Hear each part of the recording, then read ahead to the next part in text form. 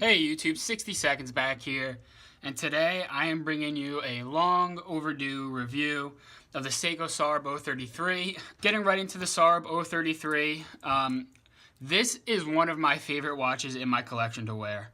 I did not think that it would be one of my favorite watches to wear. I got it, I've never seen it in person, and I got it online, I ordered it offline. And it looked nice. I looked nice. I looked like I really wanted it. But I just fell more in love with this thing the second I got it and after I kept wearing it. It's just an awesome, awesome watch to have. If you have one, you'll know exactly what I'm talking about. It's a quality piece as soon as you pick it up out of the box, and it just looks so nice. It has like the sporty feel to it. You could dress up with it if you want. It has a dressy look to it. I typically just wear it every day. I think it looks great no matter what you're wearing. I don't think you have to restrict it just for dress use. But overall, it's just a really great watch. It's one of my favorite watches in my collection, no doubt. Now getting into some specs, this is the 6R15 caliber. It's self-winding. It also is hand-winding and hacking. I'm sure you all know what hand-winding and hacking is. The hand-winding is done just right by the crown there. Hacking's when you pull it out and the second hand stops. Nothing really crazy about it. And then self-winding, you can see the little counterbalance on the back there just to help self-wind it. But I'll get into that a little bit later. We'll look at the case back.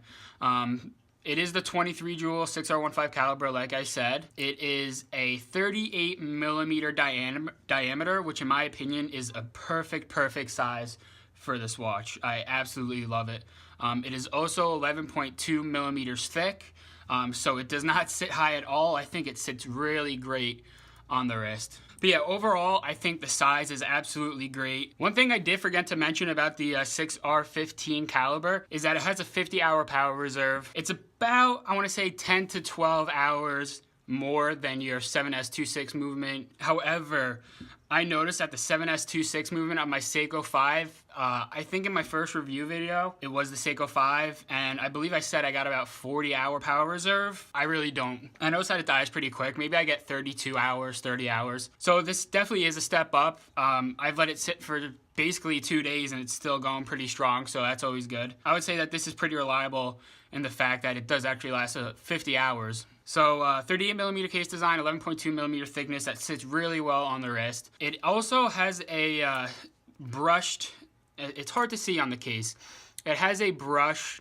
right here going along the lugs. It's like a weird layer. So the bezel is actually polished, a shiny polish, and then the next step down is brushed. You'll be able to see it if I hold it closer. The next step down is brushed. You'll see what I mean. It has like steps. So you have the bezel, and then right where the lugs are, it's brushed right on top, and then the sides are polished as well, which looks great. So I think that's a great play on the light, and it looks really awesome. That brush also continues, which I love about it. I'm happy that it's not shiny. I love the fact that they continued the brushed through the bracelet. I think it makes it look so much better because it kind of works with it on these lugs here. So, which brings me to my next thing, the bracelet. Now, I love this bracelet. It's a great bracelet. It feels quality. It doesn't feel, it doesn't feel cheap. It does have solid end links. It does pull my hair just a little bit, to be honest. Not a big deal, but when I'm putting it on and taking it off, sometimes I'll notice my hair gets caught right up here. Now, like I said, the bracelet is great.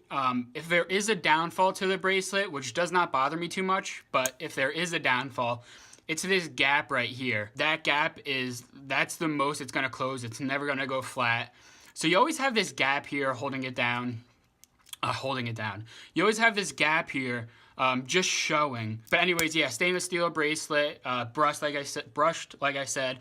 And it has the push button deployment clasp. They're not even with the bracelet, but that doesn't bother me too much. I think it really doesn't matter. Some people like it flush. I don't really care. I think it's nice how it is. It also is a 20 millimeter lug thickness. If you know, the Seiko 5s are 18. This SARB is 20, and I believe the SKX, the 07 and the 09 are 22 millimeter. So unfortunately, you won't be able to exchange the Jubilee on the SKX with this, which I personally think this would look awesome on a Jubilee bracelet. Never tried it, but I definitely think I'm going to go and try and get one. Either a Jubilee or Beads of Rice or something like that from Uncle Seiko. But overall, I don't have any complaints about the bracelet. I don't care about that gap. Barely pulls my hair. It's a great bracelet overall. Now the crown also does have the Seiko S on it as a signature, and the crown is really nice actually. I could grab it really well. Other than that, there's not much to say about the crown. It fits really well with the case style, I believe. It has a nice low profile to it, so it's not sticking out so far. Now going into the case back, like I said, it is a display case back. Oh yeah, before I go into this, the case back display is, I believe, Hardlex. It is Hardlex, actually, yes. The back is Hardlex, and the front is sapphire crystal. Can't believe I forgot to mention that. The front is a sapphire crystal. Awesome in my opinion. I've already hit it a few times. No scratches, so we're good there. I love sapphire. This is my first sapphire crystal I've had. Not that anything's wrong with the Hesselite, the Hardlex, but yeah, cool to have the sapphire crystal. Like I said, display case back might not be the nicest movement to some people, but I think all display case back movements are awesome to look at. I think it's an amazing piece of technology that was invented back whenever they were first made. I think it's awesome to look at, and it really amazes people when they see it for the first time and they hear that there's no battery in it. Overall, guys, this watch is absolutely awesome. I have not taken it in water. I do not plan to take it in water. Last thing I want to happen is this gets all rusted from a few drops of water coming in, and it's just a headache. I don't want that. As you know, this is discontinued, so I'd rather not take a chance at damaging it. It is 100 meters water resistance, but I don't want to do it. But overall, I would get this watch if you guys could get this watch. It is awesome and you won't regret it. Let me do a quick wrist shot here. It's just absolutely awesome. I recommend you get one. Don't even think about it. Just get it. Because by the time it comes in, you're going to absolutely love it. We're still lucky to, at this point, have them still in stock. I don't know how much longer they're going to be in stock for. I'm assuming maybe a couple more months, but we just see the prices going up on them now anyway. So definitely get your hands on one if you can. You will not regret it. And yeah, I hope you enjoyed this review. If you have any questions, leave them down in the comments. I'm going to start linking my Instagram to my YouTube. I'll put a link in the bottom if I can.